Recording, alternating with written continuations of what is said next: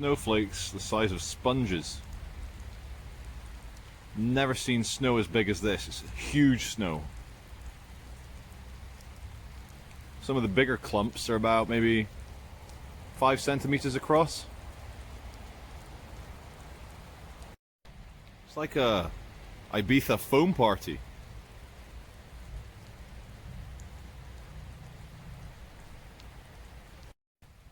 Take us into warp drive, Chewie.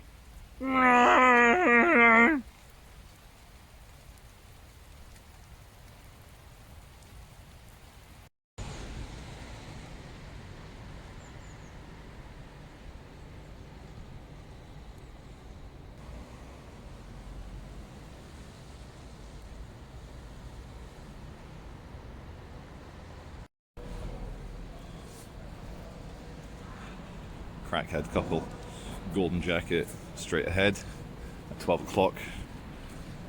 She has been punched in the face by her crackhead boyfriend and she is bleeding from the face mask. Fun times in Manchester. Fun times. Ladies and gentlemen, welcome. This is your future. Massive corporate blocks with massive telescreens welcoming you, giving you the COVID status for the day, telling you which armband allows you into which sector of the city. Can we try and define the greatest evil? For me, the greatest evil takes place within the realm of subjectivity and consciousness. The greatest evil is using fear and power to make innocent, decent people say lies that they know are not true, and because they're scared of you and your power, you pump out evil lies, you turn the world upside down, and good everyday people then parrot those lies as if they were the truth because they are terrified of not following the new mantra.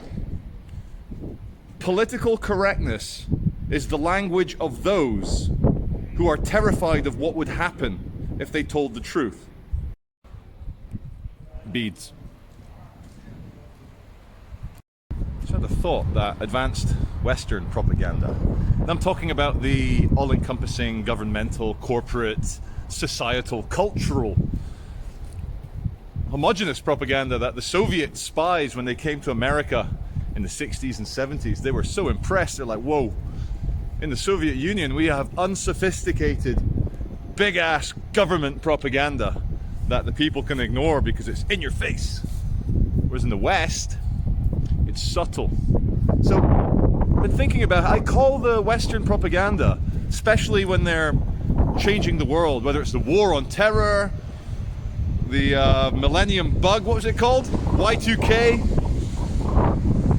whether it's the dot-com bubble, whether any speculation in the stock market especially, but Western propaganda, in a way, when they use statistics and death rates and mortality and oh my god, and we need to vaccinate and new strain, when they use that sort of thing, it's kind of like a hologram.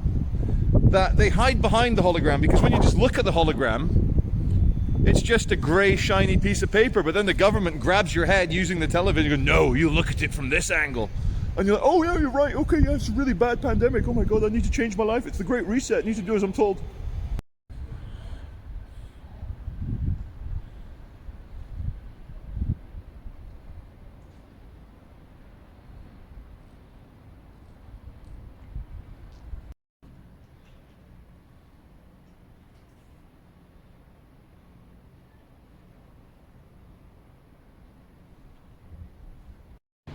Alrighty then.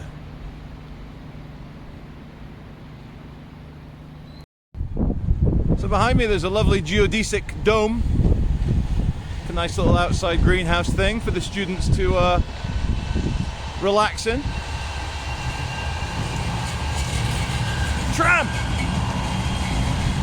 But what I think's funny here,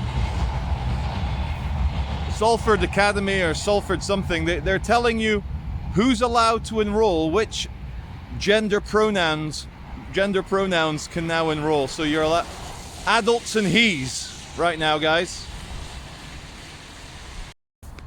Okay guys, we're currently walking down the very end of Langworthy Road in Salford. going towards Salford Quays, Media City, all that good stuff. And there's a building here that I drive past and I go, ooh, that's an interesting machine of the state. That's an interesting organization within the government. So I'm going to do the reveal in a sec, guys.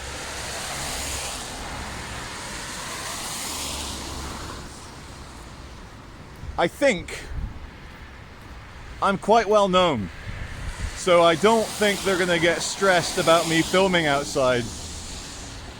I give off that YouTuber vibe. Now we're here on Dallas Court. Dallas, big show in the 80s. Everything around here is American stuff. It's like a commercial filming estate.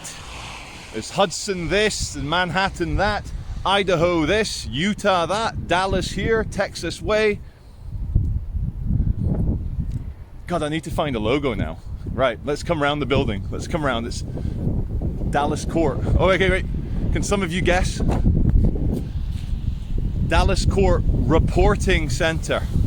Have you reported it to this government agency? Ta-da! We are at the Home Office Immigration Detention Center, Immigration Processing Center. Big fences with barbed wire pointing in. They don't want people getting out. And obviously there's no secret. It's a public street, it's a main road, even the tram line. Can you see the trams? Here's the number 50 bus. I used to ride all the time. That was if that was you driving that bus, 12035, and you watch my videos, I think you do, because we had a bit of a woohoo.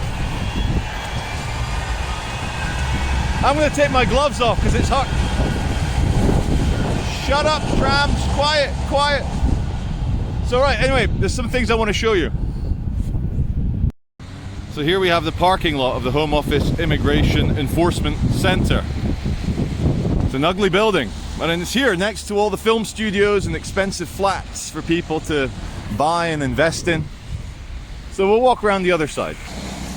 Don't forget to report it. If you see it, report it.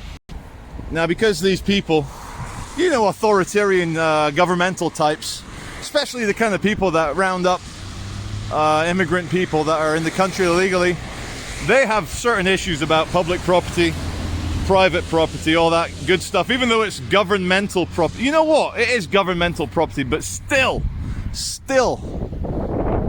choose what hill to die on, guys. Let's go around here. Let's follow the public street. Double yellows here in the UK means you're not allowed to park on it.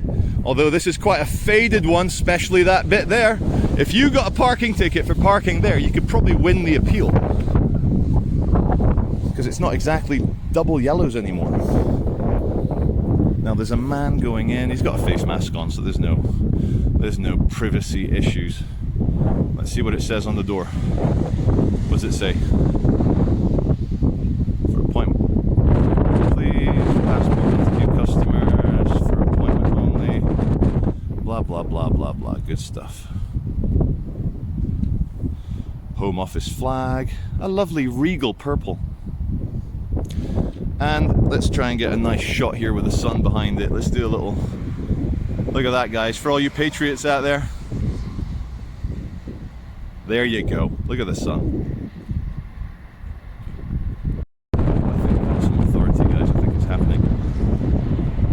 She's giving me the look.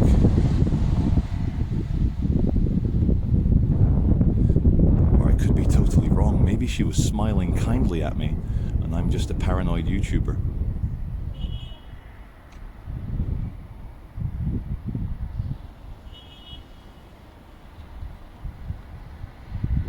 Home Office. That's what everyone's doing now that the lockdown continues forever and ever and ever.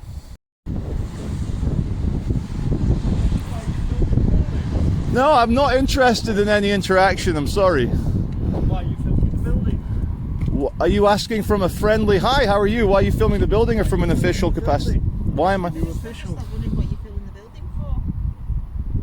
Do I have to answer you guys? Well, it would be polite, Polite? Well, I am. Hi. Why are you filming me, madam? Well, because you're filming me. I'm just making sure I've got a record of what you look like. All right. Maybe if I tell you a few things. Look, one thing I'll say. Look, my name's Charlie. Hi, Charlie. Hello. You guys are dressed head to toe in black. And it's more slimming. It is actually more slimming. And anyway, the man wearing a massive black jacket, who am I to criticize? But anyway, listen. As a freedom-loving individual, I have certain issues with people dressed all in black, just coming up to me without saying hello, how are you? Lovely day, bit windy, how was Storm Christopher? Your first thing, sir, why are you filming the building? Would you say that was polite? Oh, okay. Okay, well that's ruined my thread of argument. But anyway, why am I filming the building? Well, I'm not doing it under duress, so I want to film the building. And the second thing is, we all know, all three of us, don't we, that I am perfectly allowed to film the building. That's my concern. Why am I don't look. Did you know that I have taking pictures of my colleagues without permission? Wait a minute. Which is rude. Who walked? Hi, madam. You smiled at me from the other side there. How are you? Very fetching latex gloves. I'm sure you have to deal with some very how do I say dirty situations. Yeah. Anyway, I realise I'm stood. Why are you filming? First thing is, because I'm stood on a hill, I don't want to be like towering over you guys. Can I come down onto the pavement and chat? Okay, thank you. But look, I'm a YouTuber. I film things. Okay. I'm legal to film things. And well, my interest is in it. No, that's my business. Anyway, why this building? Yeah. That's my business, madam. Look, I don't need to answer to anyone. Maybe my mum and dad, even though I am 40. Please don't surround me, madam.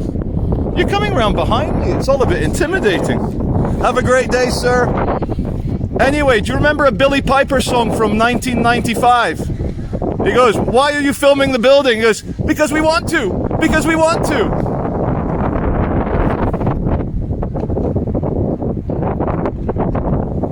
They just can't help it.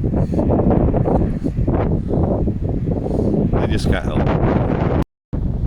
Okay guys, in conclusion, here at the Home Office Immigration Enforcement, you see, even a well-known YouTuber with a very non-threatening demeanor and a very a transatlantic accent. Not really an accent which would put a Home Office department ill at ease. Not going to say which accents would, but where was I? I'm getting bloody eyed up by the guy in the tiny little Toyota IQ. Mike, that's a small car. Whew. Where was I? Yeah, so even myself, famous YouTuber, within seconds of arriving, and I stayed on the public street, as you saw, they still come charging out in their body armor, dressed head to toe in black, dressed like they're about to invade Poland. And I get the rude authoritarian balls in my face. One final thing I want to say here at the Home Office Immigration Enforcement Centre. It's always been in the back of my mind because I drive past it, but also one of my neighbours a few years ago, nice guy, worked for the Home Office Immigration Enforcement Centre here.